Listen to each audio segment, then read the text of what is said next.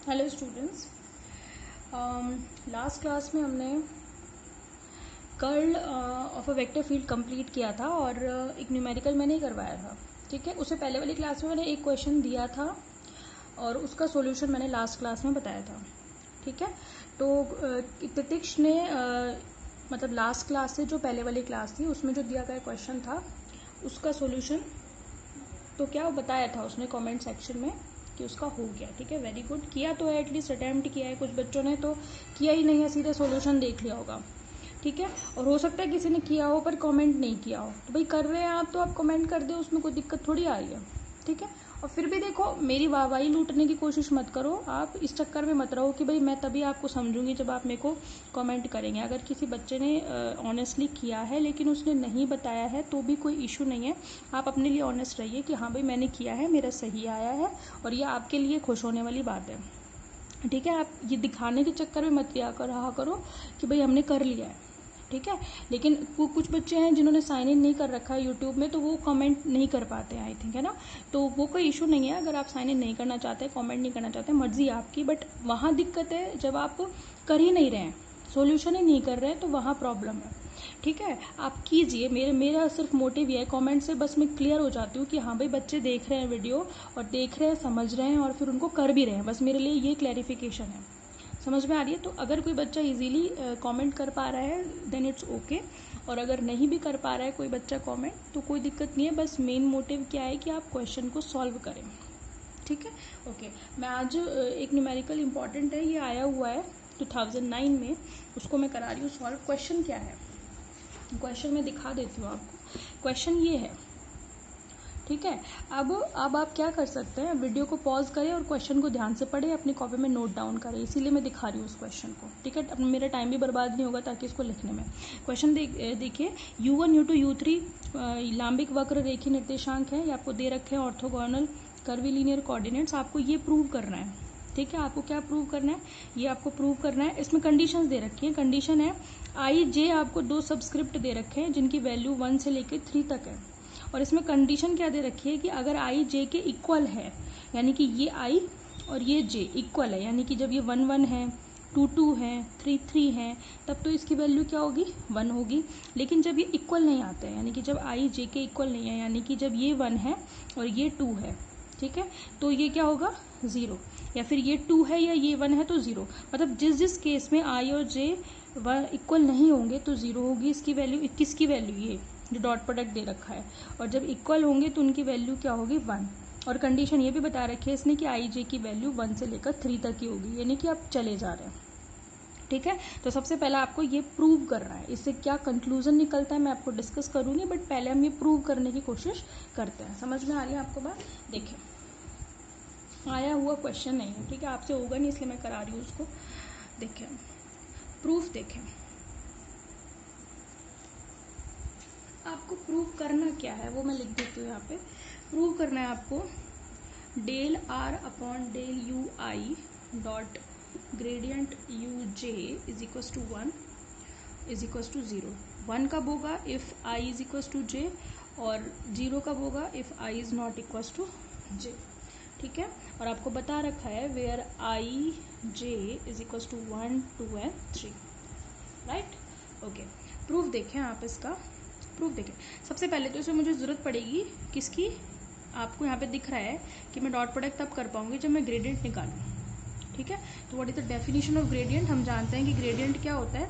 अगर मुझे फाई का ग्रेडियंट मुझे पता है तो मैं कैसे लिखूंगी, इन कर्वीलिनियर कोऑर्डिनेट सिस्टम। ये ध्यान रखें आपको, ये यू आई और यू जे क्या है, कर्वीलिनियर कोऑर्डिनेट सिस्टम है ना। आई मतलब आई जे की वैल्यू दे रखी है 1 2 3, तो U1 U2 U3 क्या है, कर्वीलिनियर कोऑर्डिनेट्स हैं। ग्रेडियंट फाई क्या होगा आपका, E1 cap upon H1 del phi upon del U1 plus E2 cap upon H2 del phi upon del U2, E3 cap upon H3 del phi upon del U3। ठीक है, तो जब भी मैं कुछ समझा रही हूँ आप उसको पहले वीडियो चला के देखें और सेकंड टाइम में आप उसको रजिस्टर में नोट किया करो। समझ में आ गई? तो यही तरीका है, एडजस्टमेंट करना पड़ेगा आपको। ग्रेडियंट 5 देखें, अच्छा ये तो ग्रेडियंट 5 था, पर मुझे कहीं पे भी मेरे को मेरी जो प्रॉब्लम मुझे प्रूव करनी है उसमें कहीं पे भी 5 नहीं है। क्या है? You J, that means U1 U2 U3, जे की वैल्यू 1 2 3 है। तो आप क्या करेंगे, आप पुट करेंगे, क्या पुट करेंगे, पुट 5 इज इक्वल्स टू, पहले पुट करेंगे U1, ठीक है। 5 is equals to U1 put करेंगे तो आपके पास क्या आएगा, ग्रेडियंट U1 आएगा।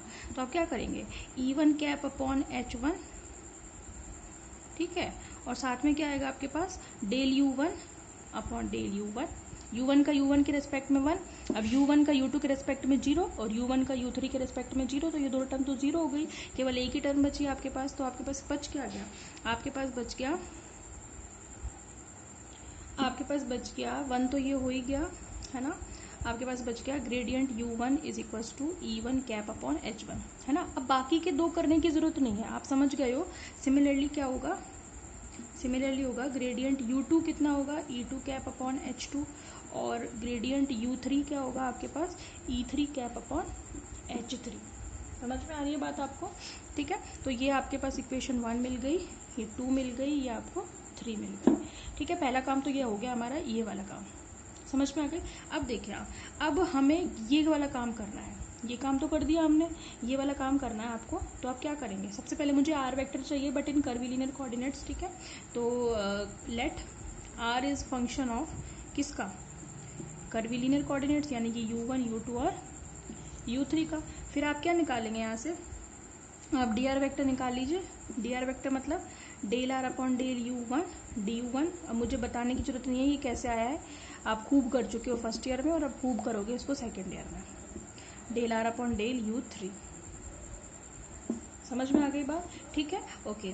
अब ये जो है इन सब के ऊपर वेक्टर है भाई, ये क्या है, पढ़ चुके हैं ना, ये क्या है भाई, ये आपका बेस वेक्टर है कि नहीं है, बेस वेक्टर है कि नहीं है भाई। अगर आपने लास्ट क्लास ध्यान से सुनी है, पढ़ी है, समझी है, तो आपको ये पता होना चाहिए, देखते ही समझ में आ जाना चाहिए कि ये B1 है, ये B2 वेक्टर है और ये B3 वेक्टर है। समझ में आ गई बात, ठीक है। यानी कि मैं बता भी देती हूँ आपको, ये क्या है आपका B1 बेस वेक्टर, पहला बेस वेक्टर है, और वेक्टर है तो उसके साथ उसका मैग्नीट्यूड भी होगा, डायरेक्शन भी होगी, ठीक है। तो मैं इसी इक्वेशन को क्या ऐसे लिख दूँ तो कोई दिक्कत है क्या, H1 E1 कैप DU1, इधर H2 E2 कैप DU2, वहाँ पे भी समझाया था। I will not describe this again. समझ में आ रही है बात आपको, तो पिछली वीडियो देखें अगर आप नहीं आपको याद है तो कुछ, ठीक है, ओके। देखें अब ये H1 E1 कैप पहला बेस वेक्टर हो गया, H2 E2 कैप दूसरा बेस वेक्टर हो गया, H3 E3 कैप तीसरा बेस वेक्टर। इसको मैं डाल रही हूँ फिलहाल इक्वेशन नंबर 4, 3 हो गई ना आपकी, ये 4 हो गई और ये आ गई 5, ठीक है, ओके, ठीक है। अब ध्यान से देखना भाई, थोड़ा सा ट्रिकी है, मतलब जैसा अभी सिंपली दिख रहा है वैसा ये प्रूव नहीं हो पाएगा, तो थोड़ा ध्यान से देखना, ठीक है। मेरे पास आ गई इक्वेशन 4 और इक्वेशन 5, राइट, ओके। अब आप क्या करेंगे कि डॉट प्रोडक्ट ले रही हूँ मैं इक्वेशन 1 का इक्वेशन किसके साथ, 5 के साथ, ठीक है। Taking dot product of equation 1 and 5, okay. तो आपके पास क्या आ जाएगा, gradient U1 dot DR vector, ठीक है। पूरा नहीं करूंगी मैं, आप देख लें, जब आप 1 का 5 के साथ डॉट प्रोडक्ट करोगे तो भाई E1 का E1 के साथ करोगे तो ही तो कुछ मिलेगा। अगर आप इस E1 कैप का E2 के साथ करोगे तो 0 मिलेगा, E1 कैप का E3 कैप के साथ करेंगे तो आपको 0 मिलेगा। तो आपका इक्वेशन 5 और 1 और 5 का डॉट प्रोडक्ट करोगे तो आपको क्या मिलेगा भाई। अच्छा चलो एक स्टेप बढ़ा देती हूँ मैं आपके लिए, H1 E1 कैप DU1, इसका डॉट प्रोडक्ट करना है आपको किसके साथ, E1 कैप अपॉन H1।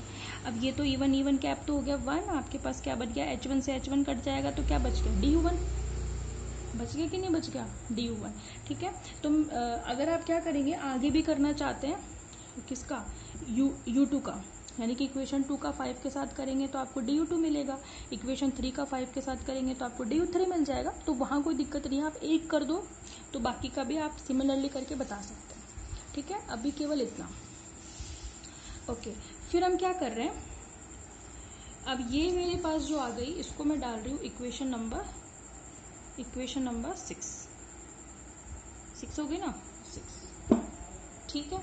अब सुनो आप मेरी बात ध्यान से, आपका क्या आ गया, आपके पास आ गया DU1 is equals to gradient U1 dot DR, ठीक है, इक्वेशन 6 मेरी यही तो आई है, du1 is equal to gradient u1 dot D are.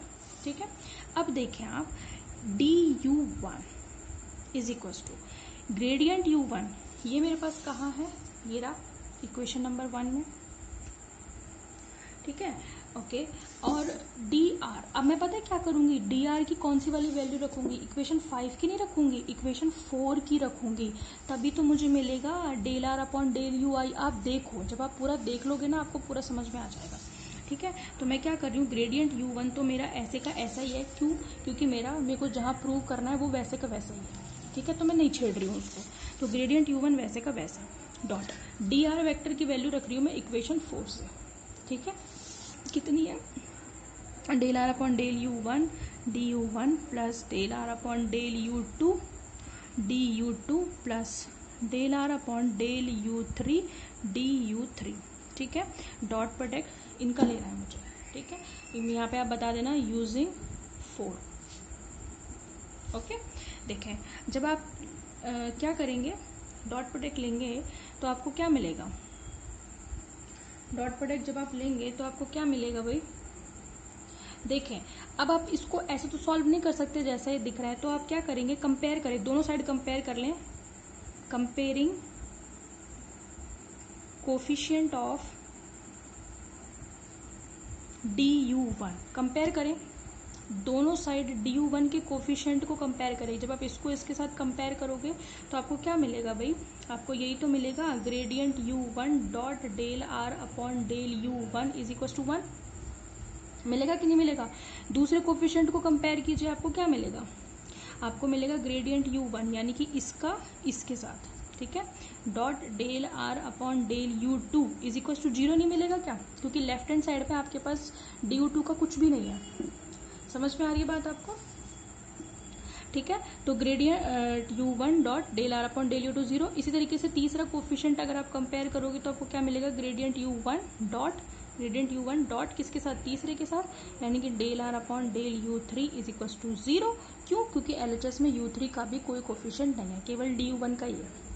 समझ में आ रही है बात। तो आप इन तीनों को ध्यान से देखो एक बार, और इसको देखो जो हमें प्रूव करना है, दोनों को ध्यान से देखें। पहला, अच्छा इसको, अच्छा इसमें कोई दिक्कत तो नहीं है ना, आपको पता है ना a dot B B dot A होता है, तो उसमें तो कोई कंफ्यूजन नहीं है ना आपको। ओके, तो देख लें आप इसको, मैं सीधा कर दूं कि इसको आपको दिक्कत आ रही हो, del R upon del u1 dot gradient u1 is equal to 1, इसको इसके साथ कंपेयर कीजिए आप। ठीक है, तो आप देखो 1 1 है तो 1 आ रहा है, आप खुद ही कह रहे थे जब i is equal to j है तो 1 आना चाहिए, आ रहा है नहीं आ रहा। नंबर दो, जब del R upon del u2 dot gradient u1 is equal to 0, जब 2 1 है तो 0 आना चाहिए भाई, 2 इज नॉट इक्वल टू 1 है ना, तो हम तो खुद ही कह रहे हैं कि जब i g के बराबर नहीं है तो 0 आना चाहिए। समझ में आ रही है। नंबर 3, यानी कि ये वाला देखिए, del R upon del u3 dot u1 is equal to 0, here is also 3 is not equal to 1, यानी कि i is not equal to j, तो जब i j के बराबर नहीं है तो 0 ही आएगा। समझ में आ रही है, मैं बोल रही थी आपसे थोड़ा सा ट्रिकी है। ठीक है, शुरू से देख लें आप एक बार इसको, हमने क्या क्या किया, हमें ये प्रूव करना था, तो मैंने शुरुआत की इस ग्रेडियंट को देख के, ग्रेडियंट 5 से, 5 की जगह पे मैंने u1 रख दिया तो मुझे ये मिल गया, यानी कि इक्वेशन 1 मिल गई। सिमिलरली मैंने 2 के लिए और 3 के लिए भी फाइंड आउट कर लिया। देन मैंने r को फंक्शन बताया कर्वीलिनियर कोऑर्डिनेट्स का u1 u2 u3 का, राइट।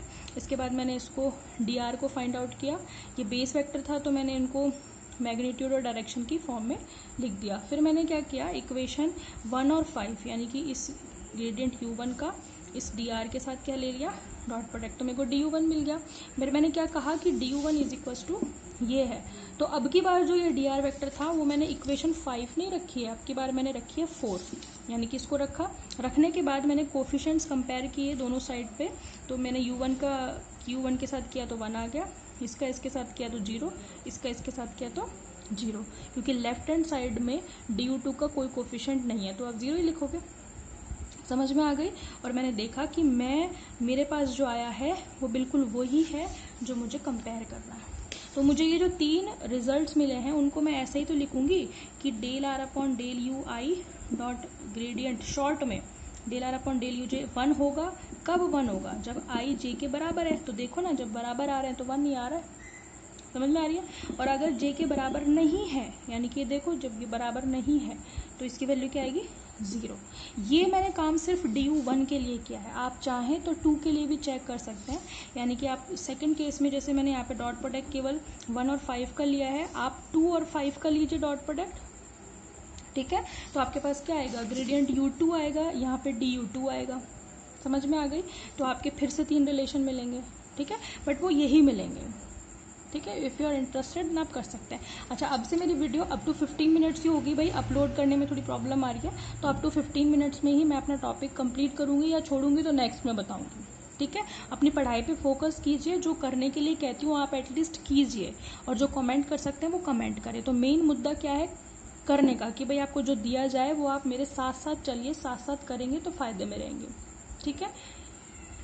नेक्स्ट जो हमारा, अच्छा आपके लिए क्वेश्चन दे के जा रही हूँ मैं, आप इसको करना। Curl gradient phi is equal to 0, ये आपको प्रूव करना है, ठीक है, किसी ऑर्थोगोनल कर्विलिनियर कोऑर्डिनेट सिस्टम में, ठीक है। तो दिस इज द क्वेश्चन जो आपको करना है। For a orthogonal curvilinear coordinate system curl gradient phi is equal to 0 you have to prove, ठीक है। या मैं इसको ऐसे भी लिख सकती हूँ, ठीक है। मेरे को बताना आपका हुआ या नहीं, ठीक है। Thank you.